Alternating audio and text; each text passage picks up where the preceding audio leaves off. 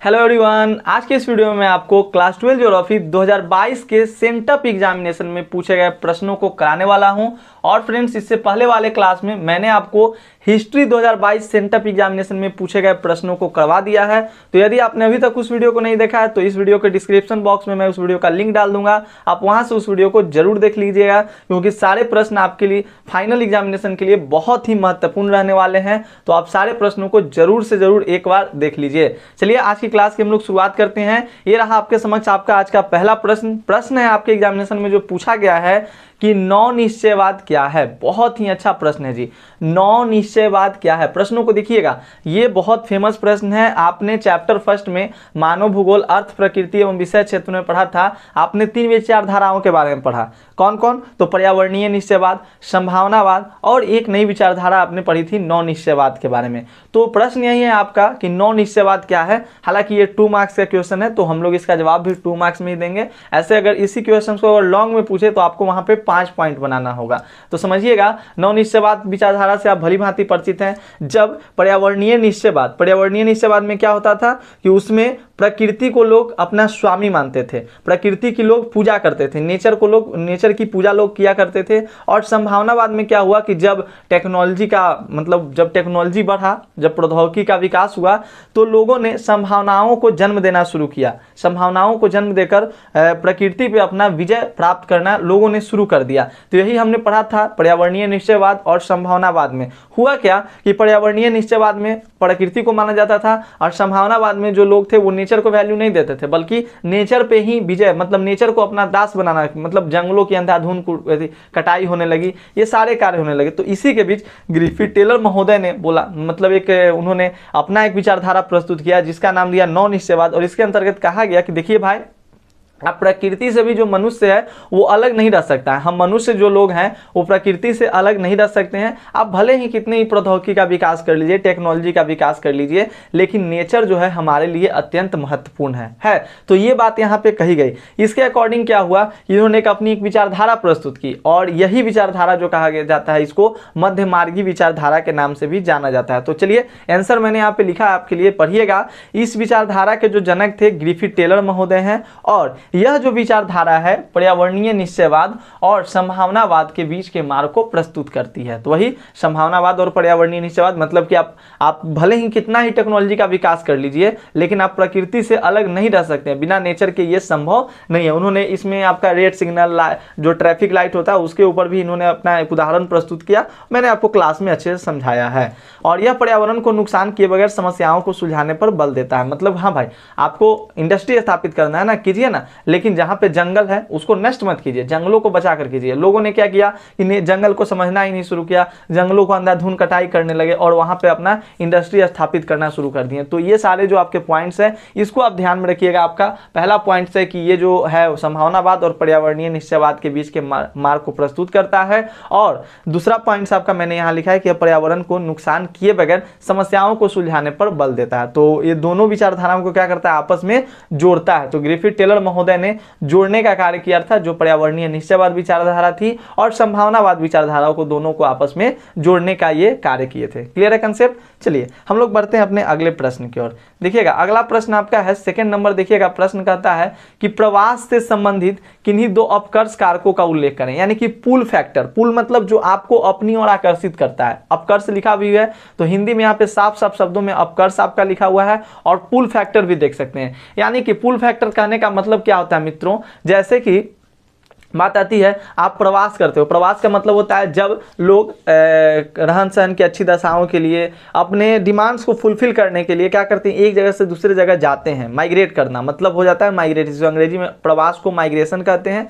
यानी कि एक जगह से दूसरे जगह चले जाना, जाकर वहाँ पे बस जाना, किसके? नौकरी की तलाश में, रोजगार की तलाश में, वही हुआ अच्छी शिक्षा व्यवस्था के लिए। तो वही पूछ रहा है कि आखिर वैसे कौन से कारक होते हैं, वो कौन सा चीज़ होता है जो आपको प्रवास करने के लिए आकर्षित करता है अपनी ओर। तो देखिए जहाँ पर जैसे जहाँ की रहन सहन अच्छी रहेगी, जहाँ पे आपको अच्छा रहन सहन मिलेगा, आप वहाँ पे रहना पसंद करोगे या नहीं? बिल्कुल रहना पसंद करेंगे। आप इसमें मत जाइए क्या मैंने लिखा, मैं जो समझा रहा हूँ उस पर जाइए आप, क्योंकि ये जो मैंने लिखा है ये लैंग्वेज है, ये आप बुक में भी पढ़ सकते हैं, लेकिन जो मैं समझा रहा हूँ उसको आप मेरे द्वारा ही समझ सकते हैं। तो इसको समझिए और समझा हुआ ही आपके एग्जामिनेशन में काम देगा। जहाँ याद करने वाला बात रहता है मैं खुद कहता हूँ कि आपको ये टर्म्स जो है वो याद कर लेना, इसको रट लेना है। क्लियर? तो आप अभी मेरी बातों को समझिए।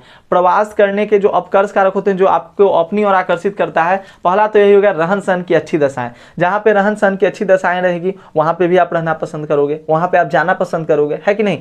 दूसरा आपका हो गया शिक्षा व्यवस्था। जहाँ की शिक्षा व्यवस्था सही है वहाँ पर भी आप रहना पसंद करते हैं, वहाँ पे भी जाना। और एक जो माहौल जो होता है ना, जहाँ का माहौल शांति है, जहाँ पे आपको पूरा अच्छा माहौल मिल रहा है, शांति माहौल मिल रहा है, वहाँ पे भी लोग रहना पसंद करते हैं। तो वही कहता है कि प्रवास से संबंधित किन्हीं दो अपकर्ष कारकों को, तो यहाँ पर लिखा गया अपकर्ष कारक काम के बेहतर अवसर, रहन सहन की अच्छी दशाएं, शांति व अस्थायित्व और जीवन व संपत्ति की सुरक्षा तथा अनुकूल जलवायु। ये सब जो होते हैं आपके पुल फैक्टर होते हैं, याद रखिएगा ये सब पुल फैक्टर होते हैं। अब कहीं कहीं प्रतिकर्ष कारक भी आपके एग्जामिनेशन में पूछता है, तो प्रतिकर्ष कारक को भी आप याद रख लोगे, क्या कौन से प्रतिकर्ष कारक हैं, है जी। चलिए नेक्स्ट प्रश्न आप देखिएगा 3rd नंबर, सब सेंटर में पूछा गया है। आई होप कि आप लोगों ने अच्छे खासे प्रश्नों को जवाब भी दिया होगा आपने, क्योंकि ऑलरेडी ये सब पढ़ा दिया गया था। मानव विकास के 4 प्रमुख घटकों के नाम लिखिए। मानव विकास के 4 प्रमुख घटक कौन कौन से हैं, उन घटकों के आपके नाम बताने। तो मानव विकास का जो मुख्य जो घटक होता है, जैसे आपका सभी को समानता देना, सतत पोषणीयता आपका हो जाता है, सशक्तिकरण करना, तो ये सारे जो आते हैं, उत्पादकता, प्रोडक्टिविटी को बढ़ाना, ये सब जो होता है आपका मानव विकास के प्रमुख घटक होते हैं। जैसे बात कर ले हम लोग समता की, यहाँ पर पहले नंबर पे समता आपका दिया हुआ है। जैसे इक्वलिटी चाहिए भाई, अब क्या होता है कहीं पर लड़कों को शिक्षा के लिए ज़्यादातर प्रेरित किया जाता है और लड़कियों को प्रेरित किया ही नहीं जाता है। तो वही बात कहता है कि समता भी जो है, समता बहुत ही जरूरी है। जब तक समता नहीं होगा, इक्वलिटी नहीं होगा, तब तक भी मानव का विकास सही तरीके से नहीं हो पा सकता है। तो ये घटक हैं आपके। सतत पोषणीयता, सतत पोषणीयता बोले तो ये अपने आने वाले फ्यूचर के लिए भी ध्यान में मद्देनजर रखते हुए हमें रिसोर्सेज का दहन करना चाहिए, दोहन करना चाहिए, खत्म करना चाहिए। यानी कि मान लीजिए ऐसा नहीं कि पेट्रोल का हम लोग यूज कर रहे हैं तो पूरा अंधाधुंध हम लोग पेट्रोल का यूज कर लें और आने वाले फ्यूचर के बारे में सोचे ही नहीं। अच्छे जल की मात्रा को हम लोग पूरा बर्बाद कर दें, आने वाले फ्यूचर के लिए सोचे ही नहीं। तो सतत पोषणीयता का मतलब होता है अंग्रेजी में बोले तो सस्टेनेबल डेवलपमेंट। दैट मीन्स कि आपको अपना मतलब कार्य तो कीजिए, लेकिन आने वाले भावी पीढ़ियों के लिए भी आप उनको मद्देनजर रखते हुए रिसोर्सेज का आप लोग दोहन कीजिए, खत्म कीजिए। इसी को कहा जाता है सस्टेनेबल डेवलपमेंट। उत्पादकता मतलब प्रोडक्टिविटी। यहाँ पर उत्पादकता का मतलब होता है मानव विकास से कि आप मानव के श्रमों में उत्पादकता लाइए, उनके कार्यों में, जैसे कि मतलब काम करने की क्षमता में जो है उसको बढ़ोतरी कीजिए। कोई मतलब जैसे रोजगार कर रहा है, ठीक है, जैसे बेरोजगार है फिर उसको रोजगार मिला, मान लीजिए जस्ट एग्जांपल ले लिया जाए, जैसे कि जो लेबर होते हैं, लेबर मजदूर हो गए, तो उनकी शक्तियों को बढ़ाइए आप। उनको शक्तियों को जब आप बढ़ाइएगा उसी को प्रोडक्टिविटी माना जाएगा मानव विकास के लिए। यहाँ पर खाद्य भोजन के लिए नहीं उत्पादकता का शब्द का प्रयोग। उत्पादकता का मतलब है कि श्रम की उत्पादकता, श्रम में बढ़ोतरी, क्लियर, मेहनत में बढ़ोतरी। और सशक्तिकरण तो आपको पता ही है, सशक्तिकरण का मतलब क्या हुआ, सबको एक तरह से सबको साथ में लेकर चलना, ये सशक्तिकरण आपका। तो मानव विकास के 4 प्रमुख घटकों के नाम आपको यहाँ पे बतलाए गए, आप याद कर लीजिएगा। आयु संरचना का क्या महत्व है, चैप्टर 3 का बहुत ही इंपॉर्टेंट प्रश्न है। आप पॉपुलेशन कॉम्पोजिशन जब चैप्टर पढ़ते हैं जनसंख्या संगठन, तो उसमें आपको ये पढ़ा जाता है आयु संरचना। आयु संरचना के द्वारा हम लोग क्या करते हैं कि लोग विभिन्न आयु वर्ग के लोगों को हम लोग वर्गीकृत करते हैं। आपने पढ़ा था ना, कार्यशील जनसंख्या वर्ग, बाल व्यवस्था, पौध व्यवस्था, तो ये सब आपने पढ़ा। तो उसी को बारे में यहाँ उसी के बारे में बात किया जाता है कि आयु संरचना का क्या महत्व है। तो आयु संरचना जो होती है हमें आयु वर्गों की संख्या को प्रदर्शित करती है कि हाँ भाई किसी देश में युवा वर्गों की संख्या कितनी है, बुजुर्ग वर्गों की संख्या कितनी है, बच्चों की संख्या कितनी है। तो ये सारी बातें जो होती है आयु संरचना से हमें समझ में आता है। आपने पढ़ा होगा कि किस देश का आयु संरचना किस प्रकार से बनता है, कहीं का त्रिभुजाकार बनता है, एक तरफ महिलाओं का, एक तरफ पुरुषों का रखा जाता है ना, और देखा जाता है नीचे से ऊपर। तो मैंने सारी चीजें एक्सप्लेन किया, आपने नहीं देखा तो चैप्टर 3 को देखिए, इस क्वेश्चन आपका फुल्ली क्लियर हो जाएगा। चलिए आगे बढ़ते हैं। मिश्रित कृषि की किन्हीं 4 फसलों के नाम लिखिए। चैप्टर 5 से ये प्रश्न है, प्राथमिक क्रियाकलाप से। तो मिश्रित कृषि यानी कि मिक्स्ड फार्मिंग, जिसमें आप मिक्स्ड फार्मिंग कहने का मतलब नाम से ही आपको पता चल रहा है मिश्रित कृषि है, यानी कि इसमें आप पशुओं को भी पालते हैं और साथ साथ खेती भी करते हैं। तो यहाँ पर फसलों के नाम पूछ रहा है, पशुओं के नाम नहीं पूछ रहा है, फसलों के नाम पूछ रहा है। तो फसलों के नाम में आप क्या क्या दीजिएगा, गेहूँ हो गया, जौ हो गया, राई हो गया, मक्का। आप लोग देखते हैं ना, हमारे यहाँ लोग गेहूँ की भी खेती करते हैं, साथ साथ बकरी भी पाल लेते हैं, भैंस भी पाल लेते हैं, तो मिश्रित कृषि में ये सब आ गया। जौ हो गया, राई हो गया, मक्का, तो मिश्रित फसलें ये सारी हो गई। कितना सिंपल प्रश्न पूछा था जी, आप लोगों ने बनाया नहीं होगा। देखिए जो पढ़ेगा उसके लिए सिंपल है, जो नहीं पढ़ेगा उसके लिए तो भैया हार्ड है ही है। पढ़ोगे तो सिंपल है बाबू, नहीं पढ़ोगे तो हार्ड है, पढ़िएगा तो सिंपल है जी। 6 नंबर प्रश्न को आप देखिए। 6ठा नंबर प्रश्न आपके समक्ष क्या कहता है कि सामूहिक कृषि क्या है, यानी कि जो सामूहिक कृषि किया गया, कलेक्टिव फार्मिंग, वो क्या है। नाम से ही इसका आंसर आपको पता चल गया, यानी कि इस पे नियंत्रण जो होता है वो किसका होता है, समूह का होता है, पूरे समाज का नियंत्रण होता है। तो सामूहिक कृषि का आधारभूत सिद्धांत यह होता है कि इसमें उत्पादन के साधनों का स्वामित्व संपूर्ण समाज एवं सामूहिक श्रम पर आधारित होता है। सभी कृषक अपने संसाधन जैसे भूमि, पशुधन एवं श्रम को मिलाकर कृषि कार्य करते हैं। तो इन बातों का आपको ध्यान रखना है कि सामूहिक कृषि क्या होता है, समूह में किया जाने वाला कृषि को सामूहिक कृषि कहा जाता है। अब कहता है लघु उद्योग एवं कुटीर उद्योग में अंतर स्पष्ट करना है आपको। देखिए मेरे पास अभी डिजिटल बोर्ड है नहीं, तो मैं इसको पेन टैब से वीडियो को रिकॉर्ड करता हूं, तो आपको थोड़ी सी प्रॉब्लम हो तो आप थोड़ा सा देख लीजिएगा, मैनेज कीजिएगा। मैं आपको बोल देता हूं, लघु उद्योग एवं कुटीर उद्योग में अंतर स्पष्ट करना है, यानी कि स्मॉल स्केल इंडस्ट्री और कॉटेज इंडस्ट्री में। तो क्या होता है, लघु उद्योग के बारे में पहले समझ लीजिए। इसमें क्या होता है कि कम पूंजी में छोटी छोटी मशीनों की सहायता से वस्तुओं का निर्माण किया जाता है। लेकिन कुटीर उद्योग में क्या होता है कि घरेलू वस्तुओं से, घरेलू जो आपके घर में उपलब्ध है उन वस्तुओं से क्या करते हैं हम लोग, मतलब उद्योगों का निर्माण करते हैं। ये कुटीर उद्योग होता है। तो ये लघु उद्योग में क्या होता है, पहले लघु उद्योग को समझ लीजिए, फिर कुटीर उद्योग को समझेंगे, क्योंकि इधर जगह नहीं था इसलिए मैंने उसको नीचे लिखा है। लघु उद्योग, इस उद्योग में थोड़ी पूंजी द्वारा छोटी छोटी मशीनों की सहायता से वस्तुओं का निर्माण किया जाता है। इस उद्योग में खिलौने बनाना, जूते बनाना, रेडियो, टीवी, घड़ी, पुर्जे, ये सब आते हैं किसमें, आपके लघु उद्योग में, छोटे उद्योग में। अगर बात कर ले हम लोग कुटीर उद्योग की, तो इस उद्योग में वस्तुओं का निर्माण स्थानीय कच्चे माल का प्रयोग करके घरों में किया जाता है। जैसे मौनी बिनना, मौनी बिनना मतलब समझते हैं, टोकरी बिनना। हम लोग के यहाँ टोकरी को मौनी कहा जाता है। तो कुछ बिहार में ऐसे शब्द हैं जो कि पटना वाले समझते हैं, छपरा वाले नहीं समझते हैं। छपरा वाले तो सच समझ जाएंगे क्योंकि बगल में है, हाँ मोतिहारी वाले नहीं समझ सकते हैं, थोड़ा दूर है हम लोगों से। तो ये बात आती है। तो टोकरी को मौनी कौन कौन जानता था, बताइएगा जरा।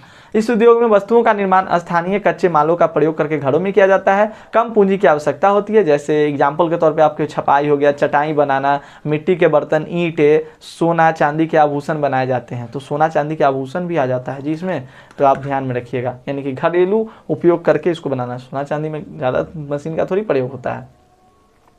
1 नंबर प्रश्न है आपका, कच्चे मालों के आधार पर उद्योग को वर्गीकृत कीजिए। कच्चे माल के आधार पे, तो कच्चे माल के आधार पे आपका रसायन उद्योग हो गया, कृषि आधारित उद्योग हो गया, खनिज आधारित उद्योग हो गया, वन आधारित उद्योग हो गया, पशु आधारित उद्योग हो गया। तो ये सब आपको याद रखना है, कच्चे मालों के आधार पे कौन कौन से उद्योग होते हैं। अब प्रश्न आती है आपकी कि 4 तृतीयक आर्थिक क्रियाकलापों का उल्लेख कीजिए। तृतीयक क्रियाकलाप जिसमें सेवाएं प्रदान की जाती है। चैप्टर 7 में आपने बहुत ही अच्छे से इसको पढ़ा। चैप्टर 7 में आपको बताया गया कि तृतीयक क्रियाकलाप में क्या होता है। तो तृतीयक क्रियाकलाप में जनरली सेवा प्रदान किया जाता है। हम लोग किसी को सर्विस प्रोवाइड करते हैं, चाहे वो माली हो चाहे वो धोबी हो, किसी को सर्विस प्रदान कर दिया, तृतीय क्रियाकलाप में आ गया। तो व्यापार हो गया, परिवहन हो गया, संचार हो गए, सेवाएं जनरली सी जो भी सेवाएं आती है वो सब आपके तृतीय क्रियाकलाप में ही आती हैं। तो ध्यान रखिएगा आप लोग। अच्छा प्रश्न था। आ गया ना प्रश्न, आज ही मैंने पढ़ाया है, आज शाम को ही मैंने पढ़ाया था कि राइन जल मार्ग के किन्हीं 4 महत्व का उल्लेख करें। याद करने वाला प्रश्न है, तो इसको टू रिमेंबर कीजिएगा आप लोग, क्योंकि इसमें कुछ पॉइंट्स हैं जो कि आपको याद कर लेना है।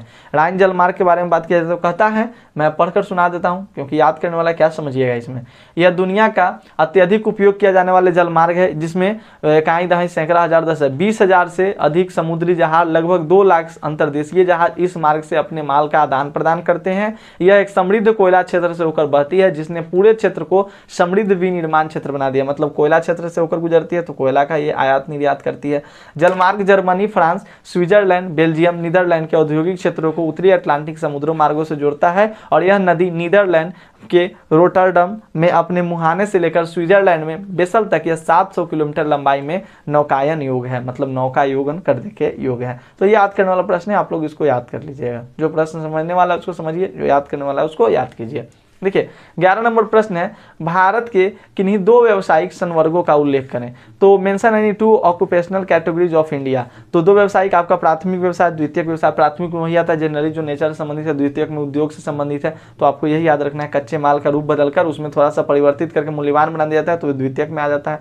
फिर एक प्रश्न, नया प्रश्न आपको देखने के लिए मिला था, कायिक घनत्व क्या है, इसके बारे में मैंने आपको नहीं पढ़ाया था, लेकिन आप समझ लीजिए आप कायिक घनत्व क्या होता है, कुल जनसंख्या बटा में निवल कृषि क्षेत्र जिसपे कृषि की जा सकती है, टोटल वहाँ का पॉपुलेशन, उस एरिया का पॉपुलेशन, और वहाँ पे जितने क्षेत्र में खेती की जाती है उसका यहाँ पे आप लोग उसको से डिवाइड कर दीजिए, कुल जनसंख्या टोटल पॉपुलेशन बटा में जो वहाँ का जो भी कल्टीवेटेड क्षेत्र है, कल्टीवेटेड मतलब जिसमें खेती की जा सकती है उसके फील्ड के आप लोग क्या कर सकते हैं, उस क्षेत्र से डिवाइड कर दिए तो आपका कायिक घनत्व निकल जाता है, साइकोलॉजिकल डेंसिटी।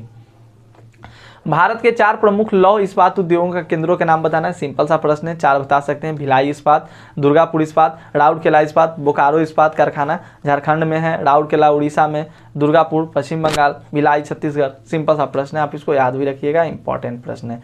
भारत के 4 प्रमुख नाभिकीय ऊर्जा केंद्रों के नाम आपसे पूछ रहा है, देखिए नाभिकीय ऊर्जा केंद्रों के नाम आपसे पूछ रहा है, थोड़ा सही लिया, नाभिकीय ऊर्जा केंद्रों के नाम पूछ रहा है, तो इसमें तारापुर परमाणु, राजस्थान नरोड़ा और मद्रास परमाणु ऊर्जा संयंत्र ये सारे हो जाएंगे, तो इसको आपको याद रखना होगा। फिर प्रश्न है आपका सतत पोषणीय विकास का संकल्पना को परिभाषित कीजिए। सतत पोषणीयता मतलब वही आने वाली भावी पीढ़ियों को ध्यान में रखते हुए हमें विकास करना चाहिए, हमें रिसोर्सेज का यूज करना चाहिए, पर्यावरण को नुकसान नहीं पहुंचाना चाहिए, इसी को सतत पोषणीयता कहा गया है। तो यही बात यहाँ पर कही गई है, ऐसा विकास जो पर्यावरण को बिना नुकसान पहुंचाए हो और वर्तमान विकास की प्रक्रिया भविष्य की पीढ़ियों की आवश्यकता की अवहेलना न करे, अर्थात विकास हो पर पर्यावरण को नुकसान पहुंचाए बिना हो। हम संसाधनों का उपयोग करें पर सीमित मात्रा में तथा संसाधनों को बर्बाद होने से भी बचाएं, साथ ही भावी पीढ़ी के लिए भी संसाधनों को बचाकर रखें, तभी हम सतत पोषणीय विकास को प्राप्त कर सकते हैं। यही बात यहाँ पे कही गई। सूखा संभावित क्षेत्र कार्यक्रम थोड़ा सा इंपॉर्टेंट है, write a short note on drought prone area programme. तो देखिए ड्रॉट प्रोन एरिया प्रोग्राम यह जो थी ये 4थी पंचवर्षीय योजना में इसको शामिल किया गया था, 1969 से 1974 तक चली थी 4थी पंचवर्षीय योजना, और इसमें मुख्य उद्देश्य इसका यही था कि रोजगार प्रदान करना और ज़्यादा से ज़्यादा जो सूखा से प्रभावित जो क्षेत्र हैं उनको कम करना। सूखा संभावित क्षेत्रों में कार्यक्रम सिंचाई करवाना, भूमि विकास करवाना, वन रोपण करवाना, चारागाह विकास, बिजली और सेवाओं के निर्माण पर विशेष जोर दिया गया था इसमें। तो यही प्रश्न आपका था सूखा संभावित क्षेत्र के बारे में, ये 4थी पंचवर्षीय योजना के बीच में इसके ऊपर ज़्यादातर ध्यान दिया गया था। 17 नंबर प्रश्न देखिएगा कि भारत के पश्चिमी तट पर स्थित 4 समुद्री पत्तनों के नाम लिखना है, बस सिंपल है, पश्चिमी तट पे पूछ रहा है तो पश्चिमी तट में आपका जवाहरलाल नेहरू पत्तन, मुंबई पोर्ट हो गया, कोचीन पोर्ट हो गया, कांडला पोर्ट हो गया, तो ये याद रखने वाली बात है जी, इसको याद रखिएगा तभी होगा। स्वर्णिम चतुर्भुज राजमार्ग पर टिप्पणी लिखना है, यानी कि जो क्वाड्रिलेटरल हाईवे बना है, तो इस ये महामार्ग जो है ये महानगरों को स्वर्णिम चतुर्भुज परियोजना के अंतर्गत 4 महानगरों को एक राष्ट्रीय मतलब नेशनल हाईवे से जोड़ने के लिए कहा गया था, दिल्ली मुंबई चेन्नई कोलकाता को। तो याद रखिएगा दिल्ली मुंबई चेन्नई कोलकाता को जोड़ने के लिए ये स्वर्णिम चतुर्भुज परियोजना बनी थी और इसकी कुल लंबाई 5846 किलोमीटर और स्वर्णिम चतुर्भुज कुल 13 राज्यों से होकर गुजरता है। तो ये प्रश्न आपके लिए इंपॉर्टेंट है। अगला देखिएगा पाइपलाइन परिवहन के लाभ का उल्लेख कीजिए, बहुत अच्छा प्रश्न है। पाइपलाइन परिवहन अभी मैंने आज ही पढ़ाया चैप्टर 8 में। पाइपलाइन परिवहन का क्या मतलब होता है? पाइपलाइन परिवहन लंबी दूरी तक तरल पदार्थ को बिल्कुल आसानी से परिवहन कर सकता है, कुशल तरीका है, चोरी होने का भी संभावना नहीं है, नुकसान भी बहुत कम होता है, प्लस में इसको ढोने उड़ने का कोई खर्चा नहीं रहता है, आदमी की नहीं लगती, मतलब बहुत सस्ता साधन है। परिवहन के अन्य साधन सड़क रेल आदि की तुलना में सुरक्षित है, दुर्घटना मुक्त है। जैसे क्या होता है कभी कभी आप ले जा रहे हैं तो दुर्घटना हो गया, तो इसमें दुर्घटना होने की कोई संभावना नहीं है। तो उसके लाभों के बारे में लिखना था यार, आपने लिखा होगा। इसको पहाड़ियों के बीच, पानी के नालों के बीच, पानी के बीच, कठिन इलाकों से भी आप इसको गुजार दीजिए, है कि नहीं, पाइपलाइन को। और 20 क्वेश्चन ही ना शॉर्ट में पूछे जा रहे हैं आपसे, तो शॉर्ट में आपसे 20 क्वेश्चन पूछे गए। तो ये 20 लास्ट क्वेश्चन है आपका। भू निम्नीकरण से आप क्या समझते हैं? निम्नीकरण मतलब गिर गया, उसका जो स्टेज है वो गिर गया। भूमि का जो निम्नीकरण कहने का मतलब कि जो भूमि का स्टेज था वो गिर गया, मतलब वो कृषि करने योग्य नहीं रही। तो भूमि की ऊपरी परत का किन्हीं कारणों से झरन होना या अनुपज होना, अनुपजाऊ होना भूमि निम्नीकरण कहलाता है। वो प्रक्रिया जिसमें भूमि खेती के अयोग्य बनती है उसी को निम्नीकरण कहते हैं, यानी कि भूमि की गुणवत्ता में कमी को आ जाना, उसी को कहा जाता है भू निम्नीकरण। तो इस तरह से इस वीडियो में मैंने आपको 20 क्वेश्चंस कराए एंड मुझे पूरा उम्मीद है कि आपको ये 20 प्रश्न बहुत आसान लगे होंगे और आपने सेंटर एग्जामिनेशन में इन प्रश्नों को किया भी होगा। लेकिन आपके फाइनल एग्जामिनेशन की दृष्टि से ये सारे प्रश्न अत्यंत इंपॉर्टेंट थे और मुझे कराना भी था, क्योंकि मैंने आपसे प्रॉमिस किया था कि मैं सारी चीज़ों को कराऊंगा। वैसे भी जो लोग अभी विश्वास नहीं है उनको, ऐप पे भी क्लासेस आपकी चल रही है, जो लोग अभी भी अगर ऐप पे क्लास ज्वाइन करना चाहते हैं आप जरूर से ज्वाइन कर लीजिए, क्योंकि ऐप पे क्लासेस चल रही है, आप वहाँ से पढ़ के अच्छे नंबर भी ला सकते हैं। ऐसे यूट्यूब चैनल भी आपके लिए इनफ है अगर आप अच्छे से ध्यान दीजिएगा तो चलिए दोस्तों, उम्मीद करता हूँ आपको वीडियो समझ में आई होगी। तो लाइक कर दीजिएगा, चैनल पर नए होंगे चैनल को सब्सक्राइब कर लीजिएगा और वीडियो को अपने दोस्तों के साथ हर बार की तरह इस बार भी शेयर कर दीजिएगा ताकि व्यूज भर भर के आ जाएं। जिस तरह से आपने हिस्ट्री वाले वीडियोस पे अपना प्यार दिखाया था उस तरह से आप लोग इस वीडियो को शेयर कर दीजिए ताकि ज़्यादा से ज़्यादा लोगों तक कंटेंट हमारी पहुंच सके, क्योंकि इससे मैं नहीं कर सकता हूं। जब तक आप लोग सपोर्ट में नहीं आओगे तब तक कुछ नहीं होने वाला है। तो तब तक के लिए धन्यवाद। जय हिंद, जय भारत।